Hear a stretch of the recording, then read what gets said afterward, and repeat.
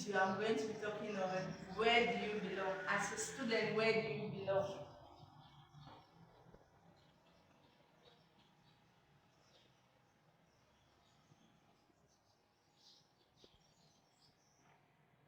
It's a question, right? But most often, how many of us can answer this question? Where do I belong? After school, where will I belong to? After graduation, I must have completed studies and I'm out into the job market. Where will I fall into? Now, there are these two categories of people I'm going to explain in this video, and from there you'll be able to analyze where you are and if actually you can improve to keep in another stage or you are the same stage. The first one, we have the jobless. This is the first stage of people. I mean, most students after completing schools, they found themselves at this level of unemployment. They are actually jobless here, unemployment, and they are literally dependent. They are dependent on their loved ones, their families, their siblings, whoever they are relating to. They are depend from their families for their daily needs, their daily provisions, their meal, healthcare, everything. Just because after schools they lack nothing. When they are lacking nothing, it's not because they are jobless at this stage, not because they cannot have something to do, because basically they lack skills. These skills here is what you ought to obtain or acquire after school. When you are going to school and you don't acquire the skills, school can just be one of them, but after you must have finished school, you need to acquire skills meeting what you have studied. That is actually practicalizing what you studied in school. When you put into practicals what you have studied in school, you ought to acquire skills. But failure to acquire these skills bring you back into a stage of joblessness. This is where most people fail, and this is where, after you're dependent, this is where poverty comes in. Yes, most people at this stage are poor. When you're jobless, obviously you're poor. So when you're leaving school today, imagine yourself, after I'm done from school, what next? Will I be jobless? What do I need to leave this stage?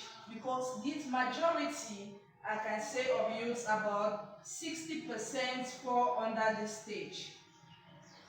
At least 60% fall under this stage one, which they are jobless, they lack skills, they are dependent on people for their basic needs, and they are poor because they have nothing on their own. The second stage we'll see here is the employed.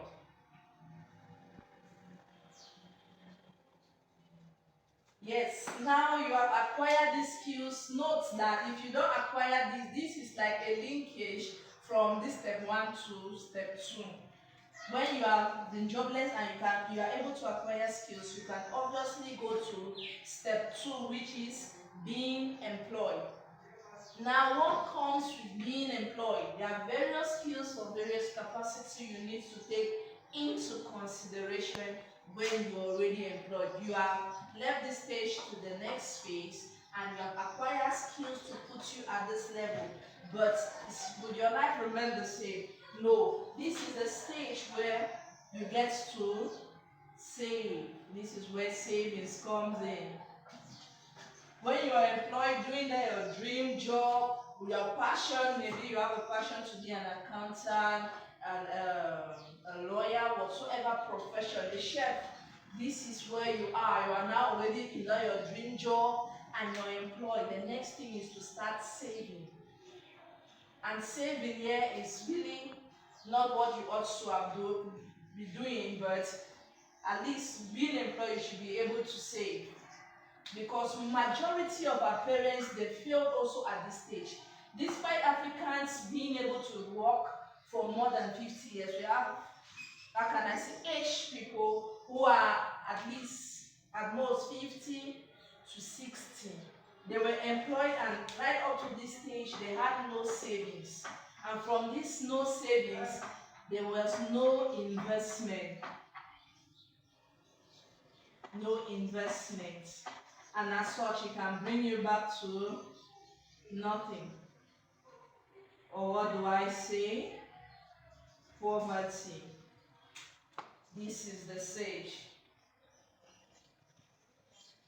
So savings without any investment brings you back to poverty, because what you have saved you actually consume, and what you have consumed you actually just get to spend, and when you spend you come back to the stage of poverty. Obviously people are trying to be self-dependent, self-reliant, and if you fail at this level you will actually keep on failing. You need to always work. Yeah, you always need to work. The work now does not only require you to work one job. You can get to work just one job, getting maybe 4 different shifts. You are just trying to self-improve yourself, self-work out yourself for what you desire and what you want to be. Most people find themselves in this place working 2 to 3 jobs.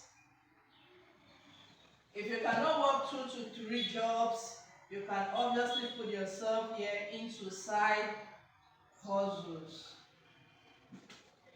Side hustles is simply trying to maintain this one, or trying to add into the income coming in from your salary earned.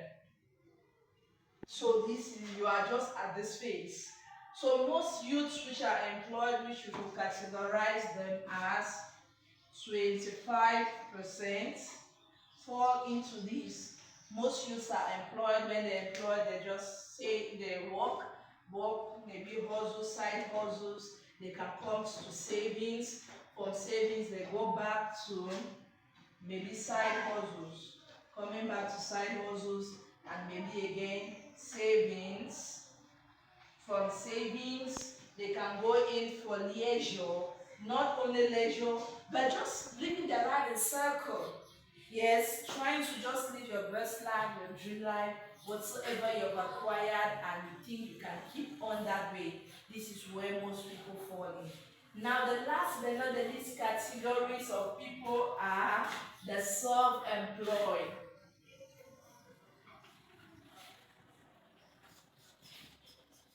Yes, this is the third stage of life after school. So once you are from school, this is the jobless stage. Once you are in the jobless stage and you acquire the skills which you need in order to acquire a job, you are employed. From employed, you can still skip from this stage to being self-employed, or you can still leave from a jobless stage, acquiring skills, skip the employed and go to self-employment. Now basically what will I say, self-employment is where you get to invest, set targets, make partnership,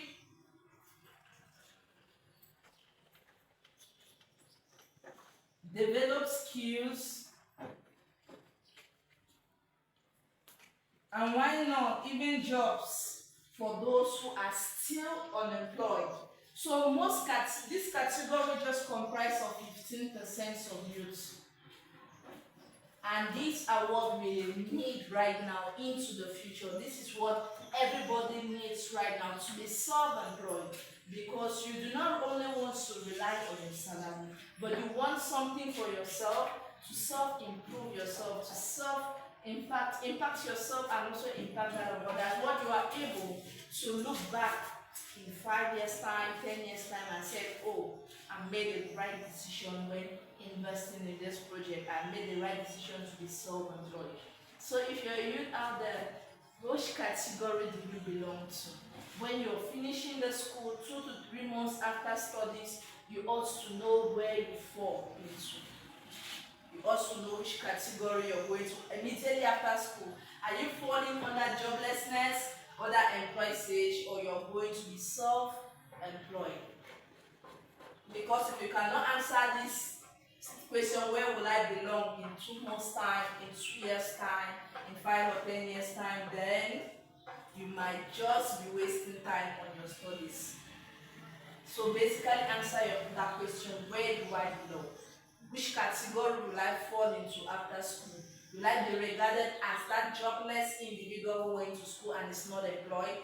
Or will I be regarded as an employed person but not yet satisfied, or I want to be at this stage where I am self-employed and I can work on my own pace and my own time? So until then, it's been Finance Magdalene. See you in our next video.